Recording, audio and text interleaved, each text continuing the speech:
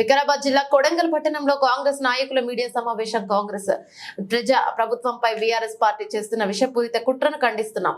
Youth Congress నాయకులు కృష్ణంరాజు, రెడ్డి శ్రీను ప్రజా ప్రభుత్వం ఏర్పాటైన 6 మాసాల్లోనే 30,000 ఉద్యోగ అవకాశాలు కల్పించి నిరుద్యోగ బతుకుల్లో వెలుగులు నింపి ఇప్పుడు డిఎస్సి గ్రూప్ 2, గ్రూప్ 3 ఎగ్జామ్స్ నిర్వహణ కార్యక్రమం ముందుకు తీసుకొని పోతున్న రాష్ట్ర ప్రభుత్వంపై సీఎం రేవంత్ రెడ్డి మీద బీఆర్ఎస్ పార్టీ నాయకులు కేటీఆర్ చేస్తున్న విష ప్రచారంను నిరుద్యోగ యువత నమ్మవద్దు.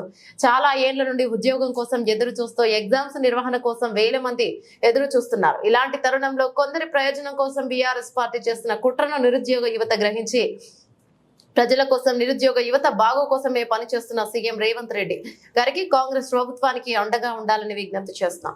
కార్యక్రమంలో కాంగ్రెస్ పార్టీ నాయకులు శంకర్, తరియానాయక్, భీమరాజ్, ప్రకాష్, అశ్వాక్, అనిల్, రవి పాల్గొన్నారు. అక్కడక్కడ చాలా మంది మొన్న టెట్ క్వాలిఫై అయిన మిత్రులు ఉండొచ్చు, కానీ మీరు ఇట్లా ఆలోచన చేయలే.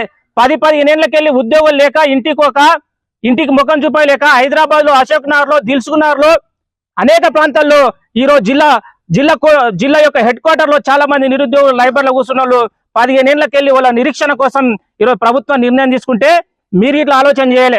అక్కడక్కడ చిన్న ఎందుకు కొత్తగా టెట్ క్వాలిఫై అయిన వాళ్ళు కావచ్చు, మొన్న డిగ్రీ కంప్లీట్ చేసుకొని కాంపిటీషన్ లెవెల్లో పోటీ పడుతున్న అభ్యర్థులు కావచ్చు, నిన్న కాక మొన్న వచ్చిన నీకే అంటుంటే 20 ఏళ్ళకెళ్ళి, 30 ఏళ్ళకెళ్ళి, 15 ఏళ్ళకెళ్ళి కష్టపడి లైబ్రరీలని ఈరోజు పుస్తకాలపై యుద్ధం చేసే అభ్యర్థుల పరిస్థితులు మీరు ఆలోచనలే.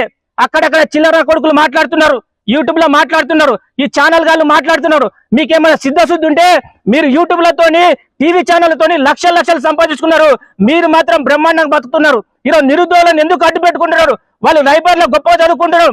ఉస్మాన్ యూనివర్సిటీ కావచ్చు, కాకతీయ కావచ్చు, పాలమూరు యూనివర్సిటీలో కానీ లైబ్రరీలో గొప్పగా చదువుకున్న యొక్క నిరుద్యోగులని ఎందుకు రెచ్చగొడుతున్నారు? నిరుద్యోగుల రెచ్చిపోవడం వల్ల నష్టపోయేది మీరే. 20 ఏళ్ళు నష్టపోయినాం, ఇంకా మాకేం ఇబ్బంది లేదు. గౌరవ ముఖ్యమంత్రి రేవంత్ రెడ్డి గారు చెప్పడం జరిగింది, పోస్ట్ పోన్ చేయడం వల్ల మాకు ఎలాంటి ఇబ్బంది లేదు. ఎందుకు పోస్ట్ పోన్ చేస్తలేమంటే చాలా మంది ఏళ్ల తరబడి చదివి వాళ్ళ యొక్క రక్తాన్ని చెమటని కారించిండ్రు. వాళ్ళకు ఓపిక లేదు, ప్రభుత్వం మీద ఒక విశ్వాసం పోతుంది. కేసీఆర్ మేము పిలువంగానే ఈ యొక్క ప్రెస్ కాన్ఫరెన్స్ కు విచ్చేసినటువంటి ప్రింట్ మీడియా మరియు ఎలక్ట్రానిక్ మీడియా సోదరులకు అందరికీ పేరు పేరున ధన్యవాదాలు. ఈరోజు మిమ్మల్ని పిలిపించి మాట్లాడడానికి ప్రధాన కారణాలు ఉన్నాయి. గత 1 మంత్కి వెళ్ళి ఈ రాష్ట్రంలో బీఆర్ఎస్ పార్టీ కావచ్చు, అదేవిధంగా బీజేపీ పార్టీ కావచ్చు, కొందరు ప్రభుత్వ వ్యతిరేక శక్తులు కావచ్చు, ఈరోజు గౌరవ ముఖ్యమంత్రి రేవంత్ రెడ్డి గారు గడిచిన 7 మాసాలకెళ్ళి నిరుద్యోగం అంశాలను దృష్టిలో పెట్టుకొని దాదాపు 35,000 ఉద్యోగాలను నియామక పత్రాలు ఇచ్చి వారి జీవితాల్లో వెలుగు నింపే ప్రయత్నం చేస్తుంటే ఈరోజు కొందరు కావలసి ఈరోజు ప్రభుత్వం మీద దుమ్ము పోయాలనే ఆలోచనతోని అనేక కుట్రలు చేస్తడం జరుగుతుంది. కాబట్టి ఇది కొడంగల్ నియోజకవర్గం అనేది ముఖ్యమంత్రి ప్రాతినిధ్యం వహిస్తున్నారు. కాబట్టి ఇక్కడికి వెళ్ళి ఇట్లా ఈ రాష్ట్ర ప్రజలకు వాస్తవాలు చెప్పే ధర్మం ఈరోజు మా మీద ఉంది. కాబట్టి అదే ఆలోచనతోని ఇక్కడ వచ్చినటువంటి కృష్ణం రాజన్న కావచ్చు, కౌన్సిలర్ కావచ్చు, చాలా మంది కొడంగల్లో ఉన్నటువంటి విద్యావేత్తలు చాలా మంది ఖచ్చితంగా ప్రజలకు వాస్తవాలు చెప్పాలి.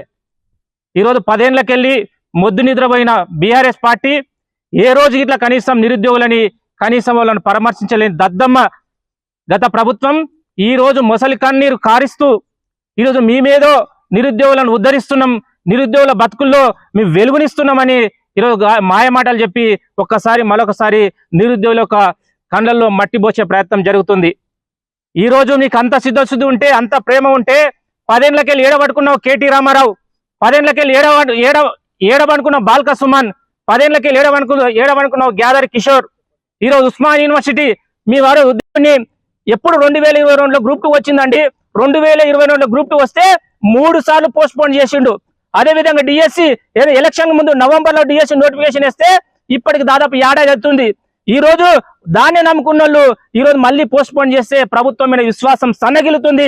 మీ ఒక మాట అంటే ఖచ్చితంగా మాట మీద నిలబడుతుంది. ఎందుకంటే ఇది ప్రజాప్రభుత్వం.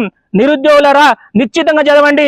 మా గౌరవ డిప్యూటీ భట్టి గారు ఇట్లా మొన్న చెప్పడం జరిగింది, మీరు నిరుద్యోగులరా డిఎస్సి కంటిన్యూ అవుతుంది, వచ్చే 6 నెలల్లో మరొక నోటిఫికేషన్ 10,000తో అని చెప్పడం జరిగింది.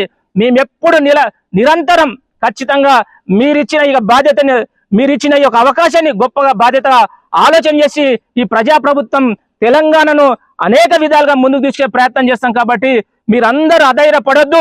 మీరోజు కాంగ్రెస్ పార్టీకి సపోర్ట్గా ఉండండి, కాంగ్రెస్ పార్టీకి అండగా ఉండండి. ఈ తెలంగాణను అన్ని రంగాల్లో ముందుకు తీసుకెళ్లే విధంగా ముందుకు పోవాలని దయచేసి నిరుద్యోగులు ఇట్లా ఎవరైతే ఈ బద్నాం చేసిన చిల్లర కొడుకుల మాట్లాడవద్దు. ఈరోజు ప్రజా ప్రభుత్వం ఉంది, మీ అందరి బాధలనే ప్రభుత్వం ఉంది. కాబట్టి రేవంత్ అన్నకు అదేవిధంగా కాంగ్రెస్ పార్టీకి మీరు అందరూ సపోర్ట్గా ఉండాలని మీకు అందరికీ మరొకసారి చేతులెత్తి నమస్కరిస్తూ జై హింద్, జై భారత్, జై కాంగ్రెస్.